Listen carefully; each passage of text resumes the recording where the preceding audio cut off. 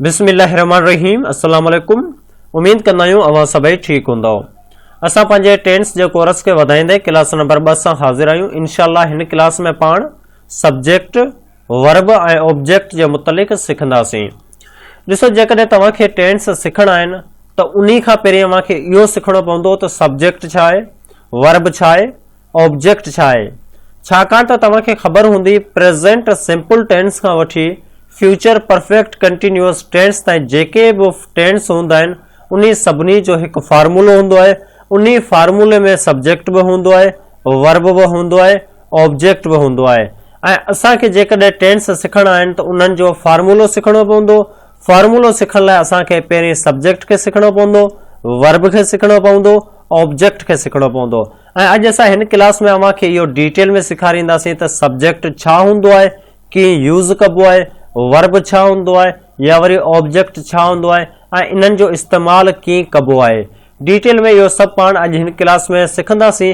तंहिंखां पोइ असां हिकु फॉर्मेशन ॾींदासीं ऐं उन्ही फॉर्मेशन खे असां जेको आहे सो यूज़ कंदासीं हिकु सेंटेंस में। उन्ही में असां तव्हांखे डिटेल में सेखारींदासूं त सब्जेक्ट, वर्ब ऐं ऑब्जेक्ट जो असां इस्तेमालु कीअं कंदा आहियूं।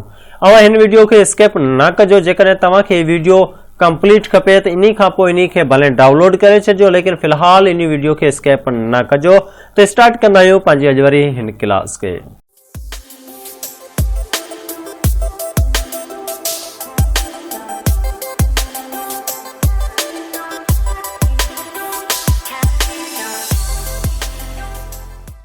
सभ खां पहिरीं त असांखे सब्जेक्ट जे मुतलिक़ इल्मु हुजणु लाज़मी घुरिजे त सब्जेक्ट छा हूंदो आहे।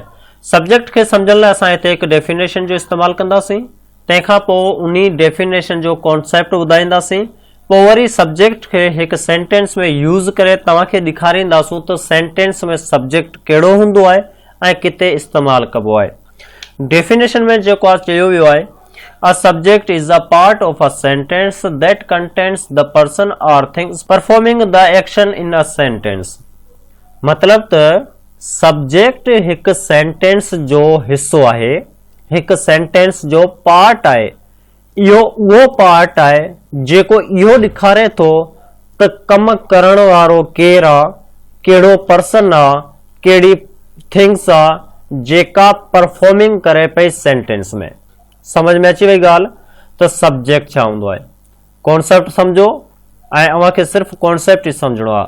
सब्जेक्ट चवंदा आहिनि कमु करण वारे खे। जुमिले में कमु केरु पियो करे उन्ही खे असीं सॾींदा आहियूं सब्जेक्ट। मतिलबु कमु करण वारो, कंहिंजे ज़रिए कमु थिए पियो, कमु केरु करे पियो, उन्ही खे असीं सॾींदा आहियूं सब्जेक्ट। कीअं मिसाल में ॾिसूं था, असां वटि मिसाल आहे अली इज़ ऑपरेटिंग कंप्यूटर। मतिलबु त अली कंप्यूटर हलाए रहियो आहे। कंप्यूटर हलाइण वारो केरु आहे? अली। त अली असांजो छा आहे? सब्जेक्ट। ठीकु आहे, क्लियर थी चुको आहे त सब्जेक्ट छा आहे? अली आहे। हिते ॿियो को बि नालो थी सघे थो। Farhan is operating computer, he is making a T, ईअं बि थी सघे थो। चांहि केरु ठाहे रहियो आहे? ही असांजो छा रहंदो? सब्जेक्ट। हाणे अव्हांखे कॉन्सेप्ट सम्झणो आहे जेको असां सम्झाए चुका आहियूं, ॿीहर था सम्झायूं। सब्जेक्ट चवंदा आहियूं कमु करण वारे खे, जंहिंजे ज़रिए कमु थिए पियो।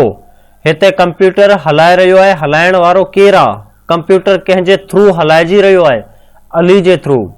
उन्ही खे असीं सॾींदासीं सब्जेक्ट। लाज़मी कोन्हे हिते अली हुजे, को बि नालो थी सघे थो, को बि शख़्स थी सघे थो जेका का बि कमु करे रहियो हुजे।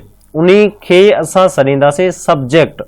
जंहिंजे ज़रिए को कमु थी रहियो हुजे उन्ही खे पाण सॾींदा आहियूं सब्जेक्ट। उमेद कंदा आहियूं अव्हांखे सब्जेक्ट समझ अची वियो हूंदो। यादि रहे, टेंस में सब्जेक्ट जो इस्तेमालु असां सभ खां पहिरीं कंदा आहियूं। छा कंदा आहियूं? सभ खां पहिरीं कंदा आहियूं। सेंटेंस में सभ खां पहिरीं पाण सब्जेक्ट जो इस्तेमालु कंदा आहियूं एक्टिव वाइज़ टेंस में। पैसिव वाइज़ में सभ खां पोइ कंदासूं। एक्टिव वाइज़ में सभ खां पहिरीं कंदासीं, जेको असां प्रेज़ेंट सिंपल टेंस में अव्हांखे इहो सभु कुझु सेखारींदासीं। लेकिन हिन क्लास में अव्हांखे फ़क़ति इहो सिखणो आहे त सब्जेक्ट छा हूंदो आहे, वर्ब छा हूंदो आहे, ऑब्जेक्ट छा हूंदो आहे। ॿिए नंबर ते असां वटि आहे व्हाट इज़ वर्ब।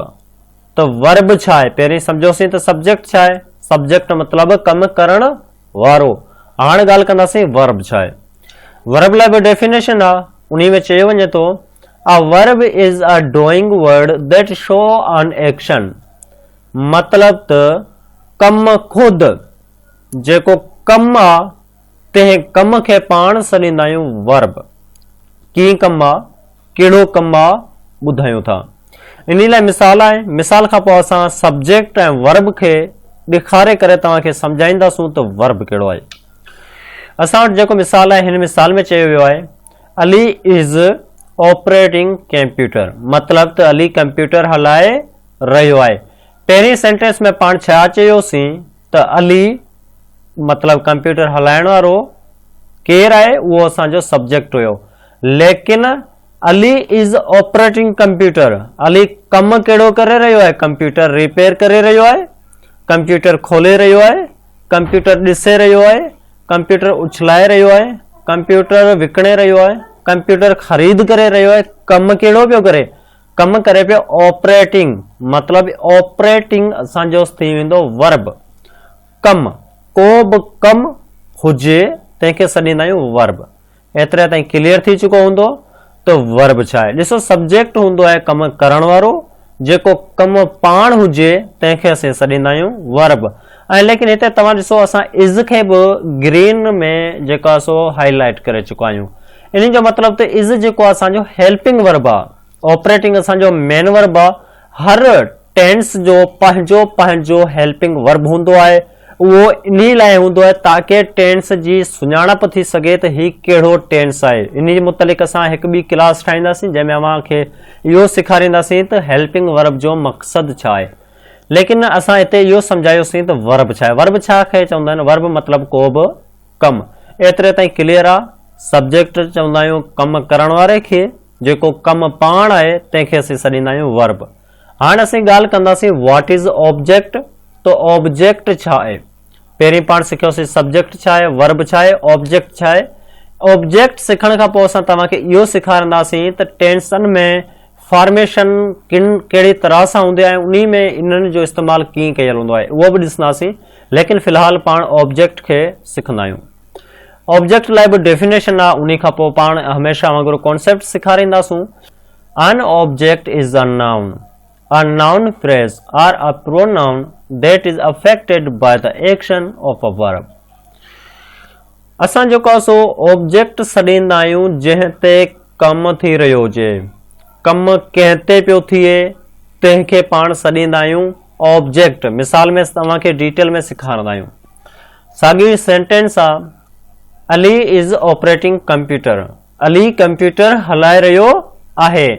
पहिरीं छा सिखियोसीं, पहिरीं पाण सिखियोसीं त कंप्यूटर हलाइण वारो केरु आहे, अली। तंहिंखे पाण चयोसीं इहो असांजो सब्जेक्ट आहे, कमु करे पियो, ऑपरेटिंग करे पियो, तंहिंखे पाण सॼोसीं इहो कमु जेको आहे सो वर्ब आहे। लेकिन कमु कंहिं ते करे पियो, ऑपरेटिंग मोबाइल करे पियो, ऑपरेटिंग को प्रोग्राम करे पियो, ऑपरेट छा करे पियो, कंप्यूटर हलाए पियो।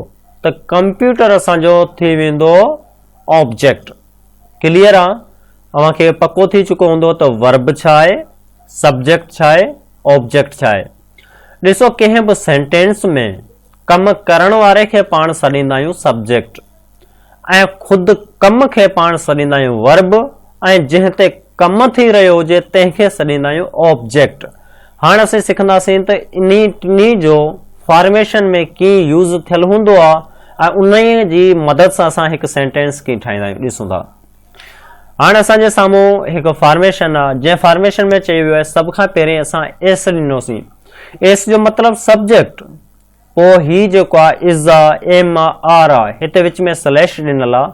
मतिलबु त ही टिनी मां को बि लफ़्ज़ इस्तेमालु थी सघे थो, उहो इन लाइ थींदो। इन जी डिपेंडिंग पाण ॾिसंदासीं सब्जेक्ट ते, त सब्जेक्ट कहिड़ो आहे उन खे ॾिसी करे पाण इन टिनी मां सही लफ़्ज़ जो इस्तेमालु कंदासीं। ठीकु आहे। तंहिंखां पोइ असीं फोर्थ फॉर्म ऑफ वर्ब, मतिलबु वर्ब जी चौथी फॉर्म खे यूज़ कंदासीं। ऐं लास्ट में ओ मतिलबु ऑब्जेक्ट।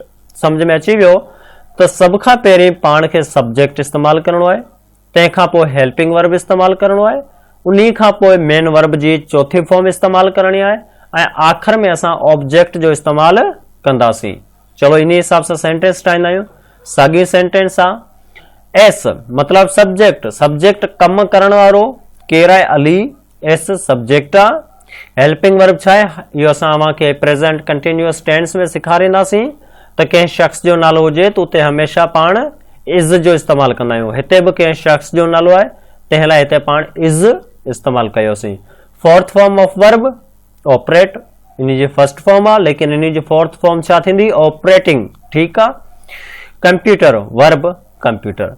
हिन हिसाब सां पाण जेका सो प्रेज़ेंट सिंपल टेंस खां वठी फ्यूचर परफेक्ट कंटिन्यूअस टेंस ताईं सभिनी फॉर्मेशन खे डिटेल में सिखंदासीं। सभई टेंस डिटेल में सिखंदासीं लेकिन उन खां पहिरीं असां ही क्लास इन लाइ ठाहीसीं छाकाणि त अव्हां जे साम्हूं हर टेंस जी फॉर्मेशन कुझु हिन तरह ते हूंदी लेकिन उन में फ़र्क़ु सिर्फ़ु इहो हूंदो जो ही हेल्पिंग वर्ब चेंज हूंदो ऐं हिते जेका सो वर्ब जी फॉर्म थोड़ी डिफरेंट हूंदी लेकिन हमेशह सब्जेक्ट पहिरीं आयल हूंदो, वर्ब जेको विच में ऐं लास्ट में ऑब्जेक्ट आयल हूंदो। इन्ही खे खोले करे पाण अॻिते हली डिटेलनि में सिखंदासीं। अॼु वारी क्लास में सिर्फ़ु पाण उन मुतलिक़ सिखियोसीं त सब्जेक्ट छा आहे, वर्ब छा आहे, ऑब्जेक्ट छा आहे। रिवाइज़ कंदा आहियूं। सब्जेक्ट असां सेंटेंस में कमु करण वारे खे सॾींदा आहियूं, वर्ब को बि कमु हूंदो आहे ऐं ऑब्जेक्ट जंहिं ते कमु थी रहियो हूंदो आहे। उमेद कंदा आहियूं त अॼु वारी क्लास तव्हांखे पसंदि आई हूंदी। जेकॾहिं इहो ई क्लास तव्हांखे पसंदि आई आहे त हिन क्लास खे हींअर ई लाइक करे छॾियो ताकी असांजी हौसला अफ़ज़ाई थी सघे। इंशाअल्लाह हाणे असां अव्हांजी ख़िदमत में प्रेज़ेंट सिंपल टेंस वारी क्लास सां मुलाक़ात कंदासीं। तेसीं ताईं असांखे ॾियो इजाज़त। अल्लाह निगहबान।